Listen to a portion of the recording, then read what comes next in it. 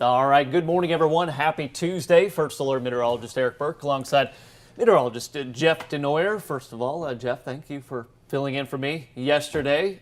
So it is technically my Monday, but shaping up to be a beautiful day.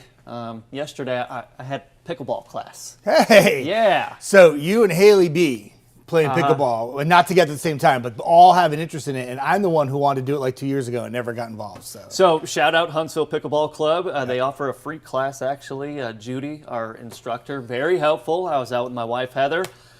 Just now that it's getting nicer, it's a lot easier to go play pickleball for like an hour than it is to take my wife and play a 4 or 5 hour round of golf. So, a little more physical activity too. But that's it's kind of been our little thing ever since we went to Florida.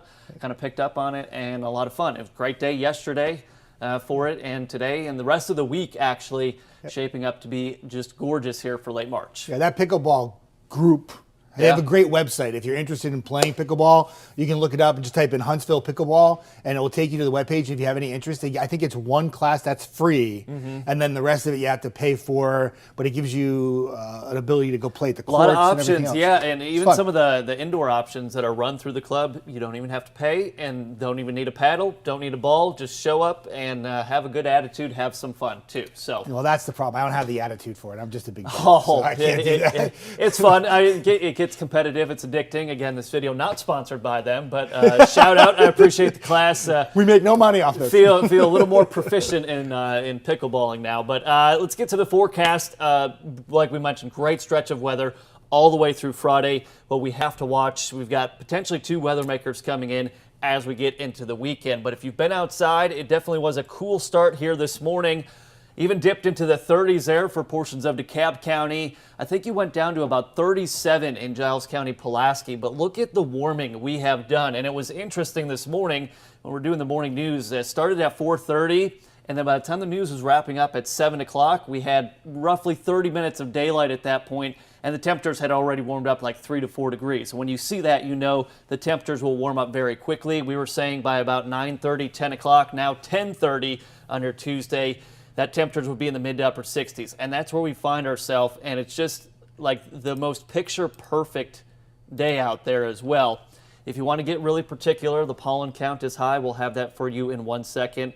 And we'll also have a look at the winds too. But how good is that out in Marshall County, Gunnersville? I know one of Jeff's favorite places, mine as well. And I think if you look closely, I don't know if that's dust on our lens here or if there are a couple boats out there, but yeah, really turning out to be a nice day, and we'll continue to warm up here all the way into the mid to upper 70s. But look at the wind, and this is kind of the reason we're going to be a lot warmer than what we had yesterday. Nothing wrong with your Monday. Temperatures were in the mid to upper 60s, but we got this west-southwest wind sustained about 10 to 15 miles per hour, even a 20 mile per hour sustained wind. That's at Huntsville Executive Airport there in Meridianville.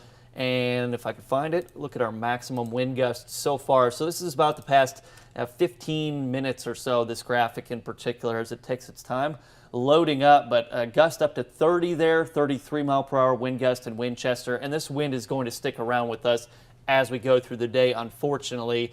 Other than that, enjoy the sunshine and the warmer temperatures. But this wind will probably stay with us roughly through about sunset, maybe a little bit after. But it will die down overnight tonight. Winds will be calm, and we kind of cool off, comfortably cool type morning coming for Wednesday and Thursday, starting off in the mid-40s. I think a lot of people have been waiting for that spring stretch of weather, and I'm sure everybody will be talking about the pollen or whatever, but this is really springy. Like last Thursday when spring arrived, it was sleeting for parts of the area, or grapple. It was, yeah. We can go there. Heavy grapple. Heavy grapple. But the temperatures were in the 40s last Thursday when spring started. And the first thing I went to go get my haircut, the first thing everybody said when I was getting my haircut was, Jeff, what happened to spring? I'm like, it's just one day, give it time. And here we are on a really nice run of weather this week with temperatures at or above average. And a lot of you talked about gardening, and you've been telling me, hey, I want to put something in my garden. Do I have to worry about a frost or freeze coming up? Well, on the 10-day forecast, we don't have any really cold nights. But if you've gardened before and you know how this works in the Tennessee Valley, I've only been here for 3 springs now, and I know how it works. You can still have a really cold night in early April and mid-April. So if there's something that you're going to put in that would be very vulnerable to colder temperatures, you might want to wait. If you do put something in the ground that is vulnerable to cold temperatures, it's very simple, but what the best thing to do is if we're going to have a night that drops into the low 30s or upper 20s, you want to get the soil really wet around that particular plant or flower that you put in the garden. That will help retain the heat in the soil, and therefore it will save your plant from taking on any damage. But hopefully we won't have to deal with that much in April. Hopefully there won't be any cold nights. Yeah, such a wealth of knowledge you are, Jeff. I know that. I don't know about that. I don't know if you caught his fantastic interview with Peyton Walker yesterday, Tennessee Valley Living. You can find that, I believe it's on your website. Jeff, you posted it to your page too. I did. Right there front and center. But you kind of get to a little bit of Jeff's background and tell a few stories and his passion for gardening. It's always nice when I come in and I'm like stressing about my plants and he kind of just says, Eric, it'll be fine. and I said, good. I don't want my plant to die. It makes me sad. But yeah, high temperature trend.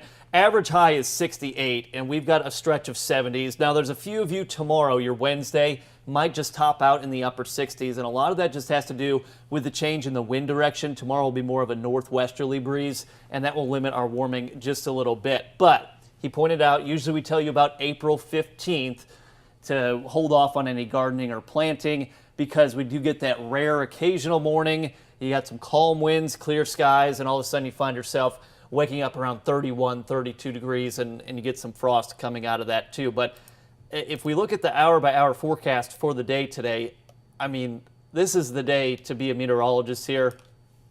Barely a cloud in the sky.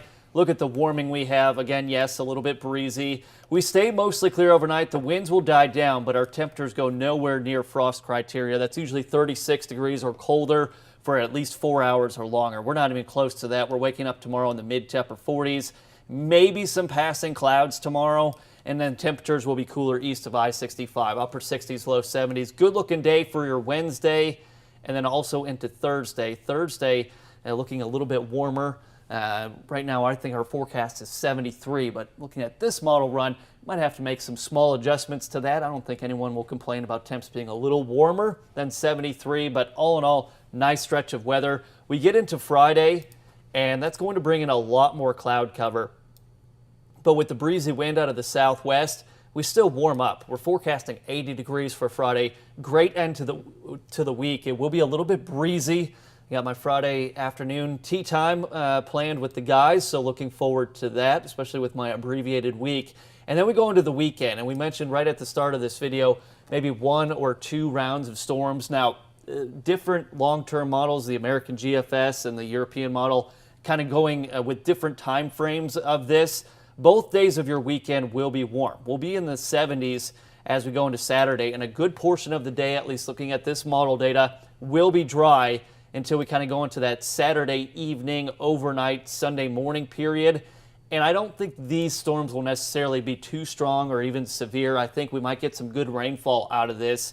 We start off your Sunday morning, a few lingering showers potentially early in the day, a little bit of clearing. We warm up, forecasting 80 again on Sunday. And then it's this round of storms, which almost now seems to be more of a, not even Sunday night so much, but very early Monday morning type. And this round, if you look at any of the SPC, the Storm Prediction Center products, this is the one that kind of they're forecasting a pretty wide area all the way up into almost the Great Lakes, Illinois, and through a good portion of the southeast that are kind of highlighted as a risk of strong to severe storms.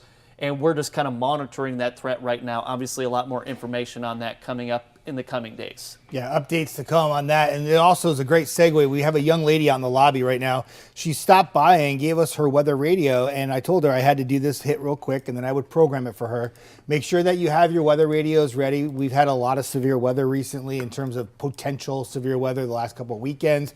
You want to make sure you have a weather radio or have ways to get notifications, whether it's our app or if it's through the weather radio.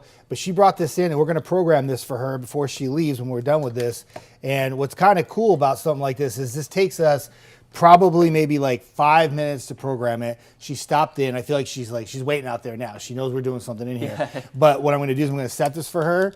I'm going to tell her that she needs to get some batteries because you want to make sure you have batteries for it in case the power goes out.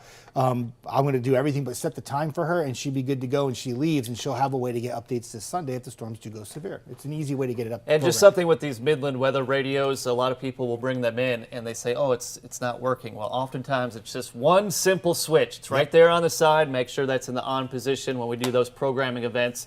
That's the first thing we check when they say, I feel like it's not going off. Yeah. And if you don't have that in the on position, then it's just kind of a glorified clock and paperweight. And you want it to work because it is a potentially life-saving device, especially this time of year. We're heading into the end of March. April, just always our most active month typically when it comes to severe weather too. And we're going to see a couple rounds, maybe that Sunday night, Monday morning round, and then even parts of next week.